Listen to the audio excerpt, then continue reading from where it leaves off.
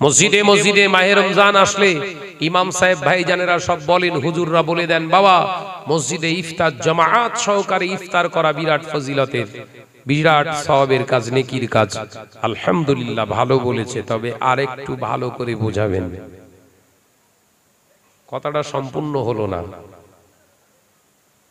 মসজিদের ভিতরে জামায়াত সহকারে ইফতার করাটা নেকির কাজ, কিন্তু ওই কথাটা বলার আগে আপনি বলুন, যারা ইফতার দেবেন হালাল অর্থ দিয়ে দেবেন, সুদের সঙ্গে যারা জড়িত আছে ইফতার দেবেন না।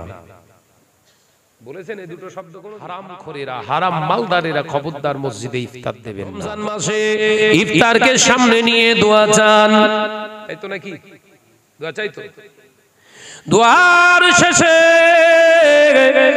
আপনি ইমাম সাহেব হুজুরের সঙ্গে দোয়া করেন, বিসমিল্লাহির রহমানির রহিম, আল্লাহুম্মা সুমতু লাকা ওয়া তাওয়াক্কালতু আলা রিজকিকা ওয়া আফতারতু বিরহমাতিকা ইয়া আরহামার রাহিমিন, বিসমিল্লাহি ওয়া আলা বারাকাতিল্লাহ বলে শুরু করে দেন। অথচ ফতোয়ার কিতাবে এসেছে, জেনে নেন, শুনে রেখে দেন, জেনে রেখে দেন, কোন মুসলমান যদি হারাম খানা বিসমিল্লাহ সহ করে খায়, সাথে সাথে সে বেঈমান হয়ে যায়, সাথে সাথে বেঈমান হয়ে যায়। ও মুসলমান নপাড়ার তালসার মুসলমানেরা, সারাদিন 13 ঘন্টা রোজা রাখলেন, আর ওই ইফতারটা খাওয়ার সময় বিসমিল্লাহ বলে খাওয়ার কারণে, হারাম খোরের ইফতার হওয়ার কারণে, আপনি বিসমিল্লাহ বলে পান করা খাওয়া শুরু করার কারণে আপনার রোজাটাও বাতিল হয়ে গেল, সাথে সাথে আপনার ঈমানটাও চলে গেল। সামনে রমজান মাস, সাবধান হন। সচরাচর মাসলা মাসাইল আপনারা জানেন, খুঁটিনাটি কি? রোজা থাকা অবস্থায় সিয়াম সাধনার ভেতর দিয়ে পানাহার করা চলবে না, ওটা রোজা ভেঙে যাবার কারণ। স্ত্রী সঙ্গম করা, মেলামেশা করাটা, এটা আপনার রোজাটা ভেঙে যাবার কারণ। কোন ভিটামিন যুক্ত শরীরে ওষুধ প্রয়োগ করলে ওটা রোজা ভেঙে যাবার কারণ। এগুলো আমরা সচরাচর জানি, কিন্তু রোজা দুর্বল হয়ে যায়। দুর্বল যেমন গরু সচল হচার, দুর্বল উট যেমন হেঁটে চলাফেরা করতে পারে না, আপনার রোজাটাও যদি দুর্বল হয়ে যায় তাহলে কিন্তু ওই দুর্বল ইবাদত আল্লাহর দরবারে কবুল হবে না। তার কয়েকটি কারণ। নাম্বার 1, রোজা করতে করতে যেন মিথ্যা কথা বলবেন না, রোজা করতে করতে যেন পরনিন্দা করবেন না, রোজা করতে করতে যেন চগলখুরি করবেন না। এটা একটা হলো রোজা দুর্বল হওয়ার কারণ। রোজা নষ্ট হয়ে যাওয়ার কারণ কি? হারাম কোনো খাবার দিয়ে ইফতার করবেন না। খেয়াল থাকবেন, এই খেয়াল থাকবে বাবা। মসজিদে মসজিদে তো মাশাআল্লাহ কোন ইফতারের ব্যবস্থা করছে, আমি বিরোধিতা করছি না, কথাটা বুঝুন। বলবো মসজিদে মসজিদে মাহে রমজান আসলে ইমাম সাহেব ভাইজানেরা সব বলেন, হুজুররা বলে দেন, বাবা মসজিদে ইফতার জামাআত সহকারে ইফতার করা বিরাট ফজিলতের, বিরাট সওয়াবের কাজ, নেকির কাজ। আলহামদুলিল্লাহ, ভালো বলেছে, তবে আরেকটু ভালো করে বোঝাবেন। কথাটা সম্পূর্ণ হলো না। মসজিদের ভিতরে জামায়াত সহকারে ইফতার করাটা নেকির কাজ, কিন্তু ওই কথাটা বলার আগে আপনি বলুন, যারা ইফতার দেবেন হালাল অর্থ দিয়ে দেবেন, সুদের সঙ্গে যারা জড়িত আছে ইফতার দেবেন না। বলেছেন এই দুটো শব্দ কোনদিন? কথা বলে না, বললেই আপনার ইমামতি থাকবে না, বলবে ছুটি, যাও, চলে যাও।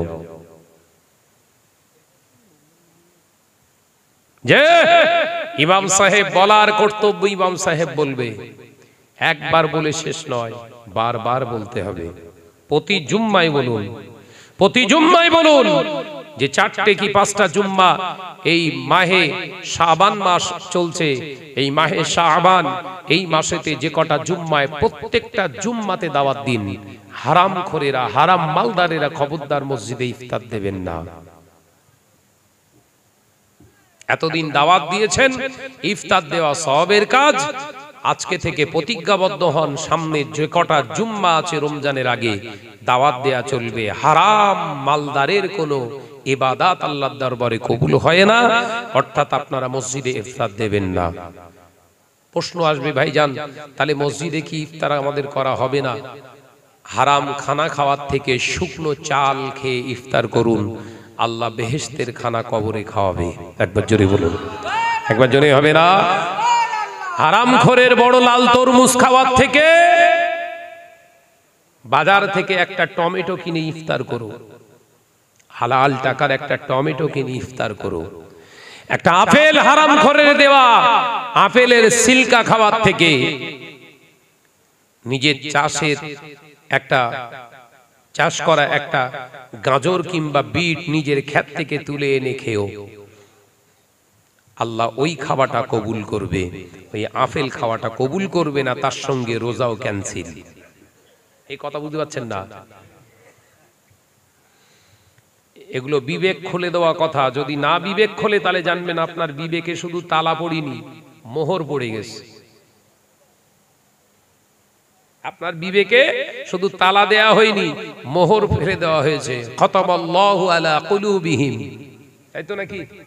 আল্লাহ কোরআনে বলেছেন খতামাল্লাহু আলা কুলুবিহিম ওয়া আলা সামিইহিম ওয়া আলা আবসারিহিম গিশাওয়াতুন ওয়া লাহুম আযাবুন আযীম। নিশ্চয় তোদের অন্তঃকরণে সীসা গলিয়ে দেয়া হয়েছে, মোহর ফেলে দেয়া হয়েছে, তোরা আযাবের ভিতরে নিপতিত হবি, তোরা জাহান্নামে যাবি। বিবেকের দরওয়াজা যদি তালা দেয়া থাকে, ওটা জোর করলে খোলার সম্ভাবনা আছে। কথা বুঝতে পারছেন না? তাই রমজান মাস আসছে, সাবধান হন। রমজান মাসে ইফতারকে সামনে নিয়ে দোয়া চান, তাই তো নাকি? দোয়া চাই তো। দোয়ার শেষে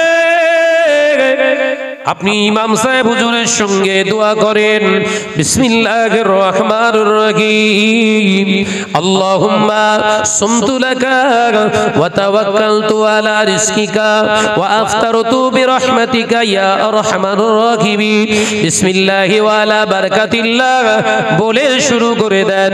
অথচ ফতোয়ার কিতাব এসেছে, জেনে নেন, শুনে রেখে দেন, জেনে রেখে দেন, কোন মুসলমান যদি হারাম খানা বিসমিল্লাহ সহ করে খায়, সাথে সাথে সে বেঈমান হয়ে যায়, সাথে সাথে বেঈমান হয়ে যায়। ও মুসলমান নপাড়ার তালসার মুসলমানেরা, সারাদিন 13 ঘন্টা রোজা রাখলেন, আর ওই ইফতারটা খাওয়ার সময় বিসমিল্লাহ বলে খাওয়ার কারণে, হারামখোরের ইফতার হওয়ার কারণে, আপনি বিসমিল্লাহ বলে পান করা খাওয়া শুরু করার কারণে আপনার রোজাটাও বাতিল হয়ে গেল, সাথে সাথে আপনার ঈমানটাও চলে গেল। তাহলে 13 ঘন্টা ধরে কি ধোনা ধুনলেন বাপ? চিন্তা করেছেন? কারো চিন্তা করার ওয়াজ করিনি এতদিন। এই চিন্তা করার ওয়াজ হয়েছে কোনদিন? ঘোড়ার ডিম কিচ্ছু হয়নি, এই ওয়াজ হয়েছে।